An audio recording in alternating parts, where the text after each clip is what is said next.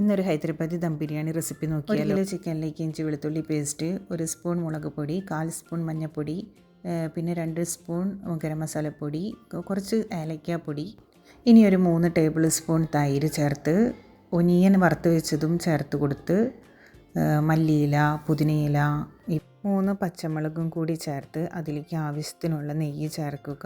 അതിനുശേഷം നമുക്ക് ഒരു ഹാഫ് നാരങ്ങ പിഴിഞ്ഞൊഴിക്കുക. പിന്നെ ഉപ്പും ചേർത്ത് നല്ലതുപോലെ തേച്ച് ഒരു മണിക്കൂർ വയ്ക്കും. ബസ്മതി റൈസ് ഞാൻ 20 മിനിറ്റ്സ് ഇവിടെ കുതിർത്താൻ വെച്ചിരുന്നു. ഇനി നമുക്ക് ചോറ് വയ്ക്കാനുള്ള വെള്ളം തിളപ്പിക്കാം. അപ്പോഴേക്ക് ദമ്മ് സീൽ ചെയ്യാനുള്ള മൈദ ഞാനിവിടെ കുഴച്ച് ഒരു സൈഡിൽ വെച്ചിരിക്കും. വെള്ളം തിളച്ചതിന് ശേഷം ഉപ്പിട്ട് കൊടുത്ത് പിന്നെ കുതിർത്ത് വെച്ചിരുന്ന ആ റൈസും ഇട്ട് കൊടുത്ത് വേവിക്കുക. ഇതൊരു 70% വെന്താൽ മതിയേ. അതിനുശേഷം നമുക്ക് ഊറ്റി നമുക്ക് ചിക്കനിലേക്ക് നേരത്തെ നമ്മൾ പരട്ടി വെച്ചിരുന്ന ആ ചിക്കനിലേക്ക് ഓരോ ലെയറായിട്ട് ഇട്ട് കൊടുക്കാം.